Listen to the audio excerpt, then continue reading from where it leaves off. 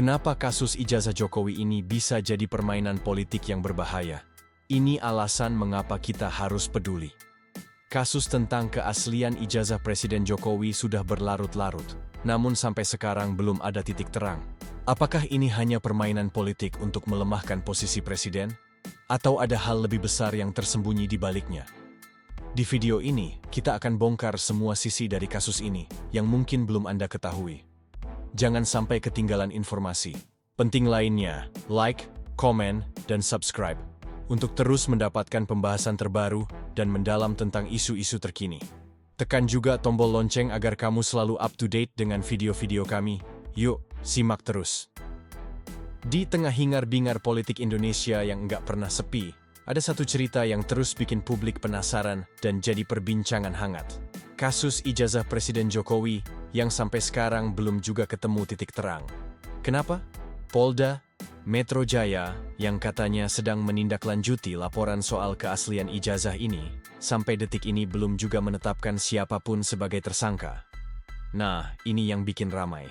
Roy Suryo, mantan Menteri Pemuda dan Olahraga yang nggak segan-segan angkat suara soal ijazah ini, bareng beberapa tokoh lainnya jadi sorotan. Mereka yang awalnya hanya mempertanyakan keaslian ijazah, sekarang malah terancam masuk pusaran hukum. Pertanyaannya, bakal loloskah mereka dari jeratan hukum yang katanya sudah mengintai? Kasus ini bukan perkara sepele. Publik, media, dan para pengamat politik sudah sejak lama memantau perkembangan kasus ini. Ada yang bilang, ini ujian buat penegak hukum kita. Apakah mereka benar-benar bisa berlaku adil tanpa pandang bulu? Atau malah justru terkesan lamban dan ragu-ragu, padahal kasusnya sudah di depan mata. Suara-suara protes mulai mengalun, ada yang mendukung Roy Suryo dan kawan-kawan sebagai pejuang kebenaran. Tapi nggak sedikit yang justru merasa kasus ini seperti main-main dan bikin gaduh politik. Di tengah situasi ini, Polda Metro Jaya jadi pusat perhatian. Semua orang menunggu, kapan sih penegakan hukum bakal berjalan nyata? Bukan cuma janji di atas kertas?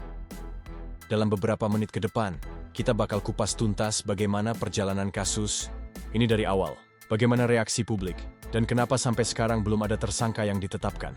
Jadi, pastikan kamu simak terus sampai akhir, karena cerita ini bukan cuma soal ijazah, tapi juga soal kepercayaan kita pada hukum dan keadilan di negeri ini. Yuk, kita mulai perjalanan ini dengan santai tapi tetap tajam. Karena dalam setiap cerita besar, ada banyak lapisan yang harus kita buka satu persatu. Kita sudah bicara soal kepercayaan dan keadilan yang menjadi inti dari cerita ini.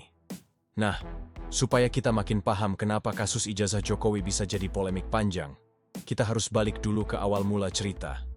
Kasus ini dimulai dari munculnya keraguan soal keaslian ijazah Presiden Jokowi yang dipakai sebagai salah satu syarat kelulusannya dulu. Bukan cuma 1-2 orang yang mempertanyakan, tapi ada sosok Roy Suryo yang waktu itu vokal banget mengangkat isu ini.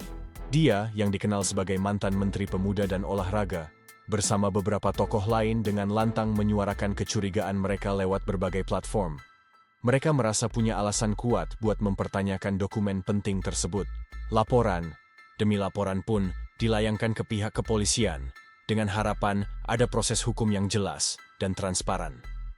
Bagaimanapun, bagi mereka, ini soal integritas dan akuntabilitas seorang pemimpin negara yang harus dijaga.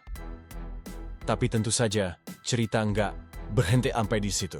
Ada juga yang bilang ini hanya manuver politik. Ada yang menganggap ini bentuk pencemaran nama baik, dan ada pula yang merasa kalau kasus ini cuma jadi alat untuk menggoyang posisi presiden. Jadi, situasinya jadi makin rumit dan penuh warna. Intinya, di sini kita lihat bagaimana politik dan hukum saling berinteraksi dan kadang malah bertabrakan. Kasus ijazah ini jadi semacam cermin yang memperlihatkan bagaimana dinamika kekuasaan, opini publik, dan proses penegakan hukum bisa saling tarik-menarik. Selanjutnya, kita bakal masuk ke bagaimana proses hukum berjalan, atau harusnya berjalan, di balik semua kontroversi ini. Kenapa sampai sekarang belum ada tersangka? Apa saja hambatan dan tantangan yang dihadapi? Yuk, kita bongkar lebih dalam. Kita sudah tahu soal awal mula dan bagaimana isu ini mengemuka ke publik. Sekarang saatnya melihat lebih dekat gimana proses hukum berjalan, atau lebih tepatnya, kenapa prosesnya terkesan jalan di tempat sampai sekarang. Polda Metro Jaya sebagai Pihak yang bertanggung jawab mulai menerima laporan dan menjalankan penyelidikan sejak isu ini mencuat. Tapi anehnya, meskipun sudah berjalan cukup lama, belum ada satupun tersangka yang ditetapkan. Padahal kasus dugaan pemalsuan dokumen seperti ini biasanya punya prosedur yang jelas. Lambatnya penanganan tentu menimbulkan tanda tanya besar. Apakah penyidik kesulitan mengumpulkan bukti yang cukup? Atau mungkin ada tekanan politik yang membuat mereka berhati-hati mengambil langkah? Ini yang sering jadi perdebatan hangat di kalangan pengamat hukum dan masyarakat. Selain itu, kasus ini memang bukan perkara mudah. Dugaan pemalsuan dokumen membutuhkan pembuktian yang sangat rinci, termasuk verifikasi dokumen asli, kesaksian, ahli, dan hal teknis lainnya. Semua proses itu butuh waktu dan ketelitian, apalagi jika yang diperiksa adalah dokumen penting milik seorang kepala negara. Namun, yang jadi masalah adalah minimnya transparansi selama proses ini berjalan. Publik merasa seperti ditinggal menunggu tanpa kejelasan. Ini yang bikin kasus ini makin jadi bola panas di media dan media sosial, sambil menuntut agar hukum ditegakkan tanpa pandang bulu.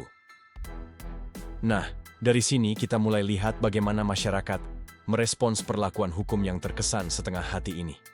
Suara publik mulai semakin keras, dan itu jadi sinyal kuat bahwa isu ini bukan cuma soal dokumen, tapi soal kepercayaan terhadap sistem hukum kita.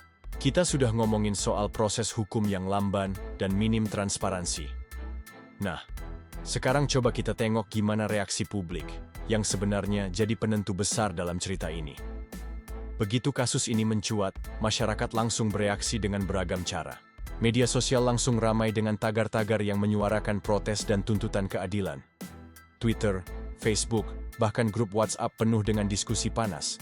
Dari yang serius membahas hukum sampai yang sekadar bercanda tapi penuh sindiran, pedas. Reaksi publik ini nggak cuma dari kalangan biasa, tapi juga dari para influencer, akademisi, dan tokoh masyarakat yang menuntut agar penegakan hukum dilakukan dengan tegas. Mereka merasa ini bukan cuma soal satu dokumen, tapi soal kredibilitas sistem hukum dan pemerintah secara keseluruhan.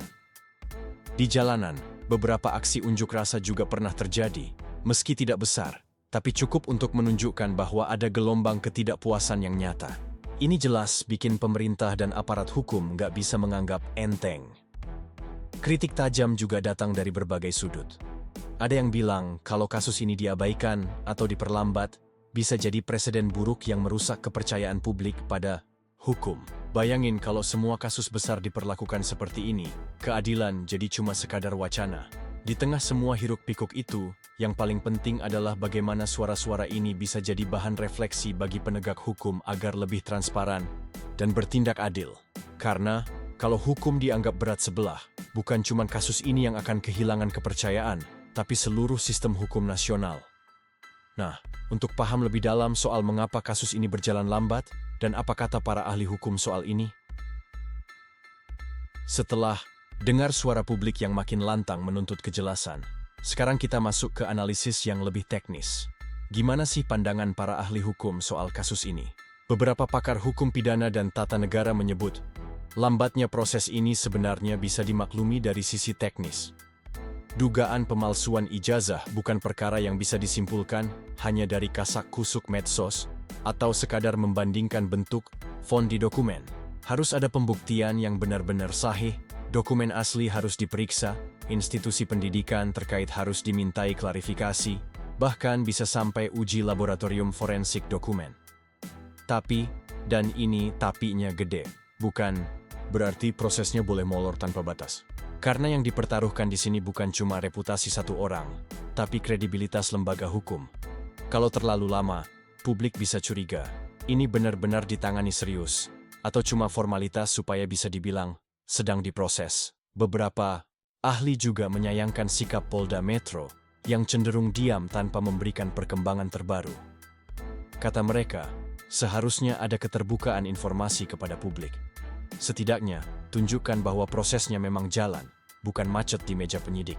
Keterbukaan itu penting untuk jaga kepercayaan masyarakat. Sementara itu, sebagian pengamat politik juga angkat suara. Mereka bilang, kasus ini udah telanjur jadi bola panas politik yang bisa meledak kapan aja. Karena itu, semakin lama dibiarkan mengambang, makin besar pula risikonya. Ini bukan cuma urusan hukum, tapi udah menyangkut stabilitas sosial dan politik. Disinilah kita bisa lihat bahwa diamnya pihak berwenang justru bikin semua orang berspekulasi. Dan dalam dunia hukum dan politik, spekulasi bisa lebih berbahaya daripada fakta. Kalau tidak ditangani dengan hati-hati dan transparan, kepercayaan publik bisa runtuh pelan-pelan. Lalu, bagaimana dengan pihak pelapor? Apa mereka tetap bersuara atau mulai mundur perlahan? Yuk, kita lanjut ke bab selanjutnya. Kita sudah dengar dari para ahli dan publik yang terus menekan proses hukum ini. Nah, sekarang mari kita lihat bagaimana sikap Roy Suryo dan kawan-kawan yang jadi pusat perhatian dalam kasus ini. Roy Suryo sendiri sampai sekarang tetap pada pendirian kuatnya. Dia dan timnya menegaskan bahwa mereka bukan sekadar mengganggu atau mencemarkan nama baik, tapi memang punya niat tulus untuk mencari kebenaran soal keaslian ijazah Presiden Jokowi. Baginya, ini bukan urusan politik, melainkan soal integritas dan transparansi. Mereka juga mengaku siap menghadapi segala risiko hukum yang mungkin datang. Bukan berarti mereka mau berkonflik tanpa alasan, tapi mereka berharap proses hukum berjalan adil dan terbuka. Roy Suryo bahkan bilang, kalau memang terbukti salah, dia siap bertanggung jawab. Namun sikap ini bukan tanpa tantangan. Banyak yang mengkritik langkah mereka, menyebut ini sebagai bentuk politisasi isu atau usaha untuk mengganggu stabilitas pemerintahan. Bahkan tak sedikit yang menilai tindakan mereka berpotensi menimbulkan kegaduhan politik. Tapi Roy Suryo Ciis tetap konsisten dan tidak mundur. Mereka terus mendesak aparat hukum untuk bertindak tegas, karena bagi mereka, kebenaran harus diungkap tanpa pandang bulu. Di tengah kondisi yang penuh tekanan, mereka tetap percaya bahwa hukum harus ditegakkan sebagai panglima. Situasi ini bikin makin panas dan rumit, karena bukan cuma soal individu, tapi soal bagaimana sikap pemerintah dan aparat penegak hukum menghadapi kasus yang syarat muatan politik ini. Nah, gimana dampak politik dari semua ini? Kita sudah tahu bagaimana Roy Suryo dan kawan-kawan tetap ngotot, dan ini tentu saja bikin situasi makin memanas.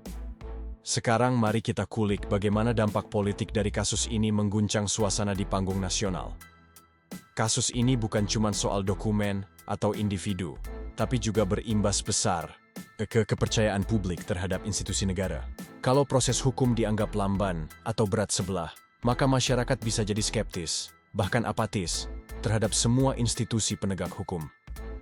Belum lagi, banyak pihak yang melihat ini sebagai pertarungan politik terselubung. Beberapa elit politik memanfaatkan momentum ini untuk mengerek dukungan atau justru melemahkan lawan politiknya. Ini bikin suasana jadi makin panas, penuh intrik dan spekulasi. Tak hanya itu, opini publik yang sudah terpolarisasi makin sulit diredam. Setiap langkah aparat hukum, setiap pernyataan pejabat, selalu jadi bahan perdebatan sengit. Bahkan, media dan media sosial jadi medan tempur opini yang tiada henti. Yang paling penting, pemerintah harus berhati-hati dalam merespons isu ini. Salah langkah sedikit saja bisa memperkeruh keadaan dan memicu ketidakstabilan yang lebih luas.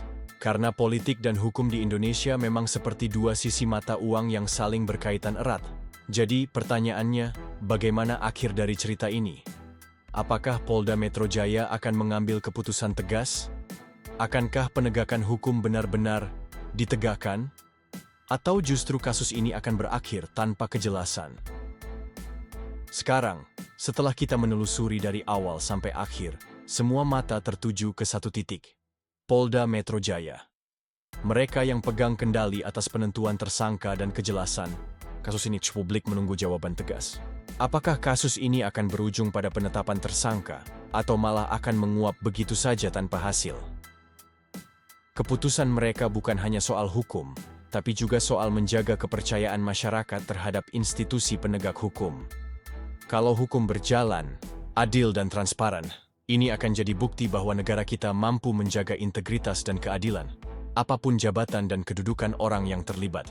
Tapi, kalau sebaliknya, ini bisa jadi luka besar yang melemahkan fondasi negara hukum yang kita bangun bersama.